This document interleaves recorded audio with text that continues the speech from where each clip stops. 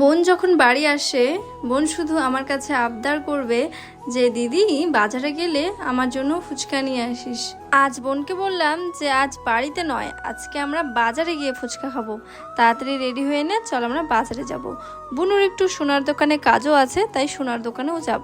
নমস্কার, আমি মমতা বর্মন। কোচবিহারের একটি গ্রামে আমি আর আমার বৃদ্ধ ঠাকুমা বসবাস করি। বোন বাড়িতে এসেছে বেশ কয়েকদিন হয়েছে, আর আমি যখনই বাজারে যাই বোন আমাকে বলে দিদি আসার সময় কিছু নিয়ে আসিস, ফুচকা, চাউমিন, মোমো বা এটা সেটা। তো আমি আজকে বললাম যে চল আজকে বাড়িতে নয়, আজকে আমরা বাজারে গিয়ে ফুচকা খাবো। এইদিকে আমরা রেডি হয়ে বেরিয়ে গেছিলাম, আর রাস্তায় বেরোতেই দেখি যে বৃষ্টি পড়ছে এক দু ফোঁটা করে। এবার যেহেতু আমাদের সঙ্গে পাখি আর মংলু যাচ্ছে, এই কারণে আমাদের ছাতা নিয়ে বেরোনোটা উচিত। তাই একবার তো আমরা বেরিয়ে গেছিলাম, আমার ভাবলাম ছাতা নেবো কিনা, তারপর ভাবলাম যদি খুব জোরে বৃষ্টি পড়ে তখন কি করব। তাই আমরা ছাতা নিয়ে বেরিয়ে গেছি। আর এই মংলু কে বলো তো? মংলু হচ্ছে আমার পাশের বাড়ির দাদার একটা ছেলে, আমার সঙ্গে সবসময় থাকে, আমারও খুব ভালো লাগে। এইদিকে আমরা সোজা চলে এসেছি সোনার দোকানে। সোনার দোকানে ঢুকেই তো দেখি বাইরে প্রচণ্ড বৃষ্টি শুরু হয়ে গেছে। সোনার দোকানে এসেছি এই কারণে যে আমার বোনের শাখা বাঁধানো আছে, সেই শাখা বাঁধানোর যে সোনাটা সেটা খুলে গেছে, মানে সোনার যে মুখটা সেটা খুলে গেছে। তো সেটাই হচ্ছে জয়েন করাতে এসছি। জয়েন্ট করানো হয়ে গেলে তারপর আমরা ফুচকা খেতে যাব। আচ্ছা, এই যে সোনার শাখাগুলো হয়, এগুলোর কি সত্যি সত্যি সোনাগুলো কি খুলে যায় নাকি এরকমই হয়? তোমরা একটু কমেন্ট করে জানিও তো, তোমরা যারা জানো। আর একটা কাজও আছে, সেটা হলো পাখির রূপোর মালা আছে, সেই রূপোর মালাটা পাখি প্রতিদিন প্রায় পরে, কিন্তু সেই মালাটা না কালো হয়ে গেছে।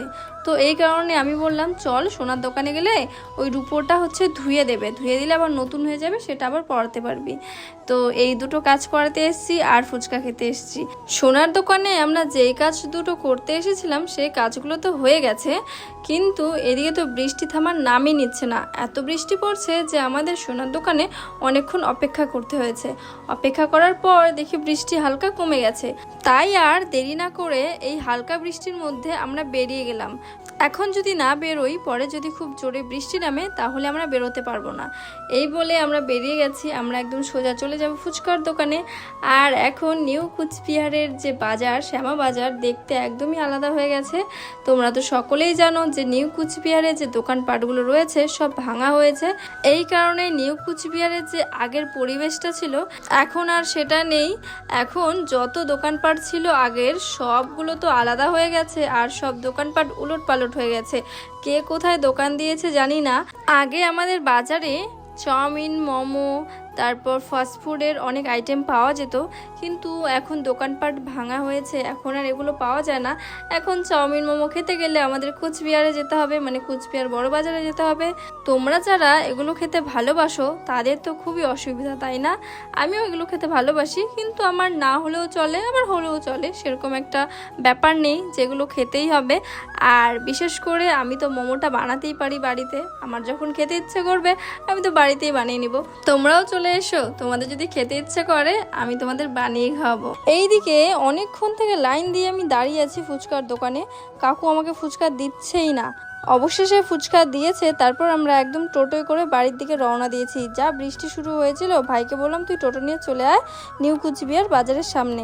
তারপর ভাই টোটো নিয়ে চলে এসেছিল বাজারে, আর আমরা টোটোয় করে বাড়ি চলে আসছি। বাড়ি এসে দেখি বাড়িতে তো কারেন্ট নেই। এই কি অবস্থা! এখন কি আর করা যাবে, যেহেতু কারেন্ট নেই। আর এদিকে বোন লোভ সামলাতে পারছে না, ও কখন ফুচকা খাবে। ও তো বলেই দিল যে মোবাইলের ফ্ল্যাশ অন কর, আমি এখনই ফুচকা খাবো। আমি মোবাইলের ফ্ল্যাশ অন করলাম, বললাম নে তুই ফুচকা খা, তাও শান্তি থাক। ও যে এত ফুচকা পছন্দ করে খেতে, আমি এবার সেরকম একটা পছন্দ করি না, মানে ওই আর কি, হলেই খাবো না হলে না খাবো, এরকম ব্যাপার আর কি। আর বোন হচ্ছে আমার কাছে আবদার করে যে দিদি আমার জন্য এটা নিয়ে আসিস, সেটা নিয়ে আসিস।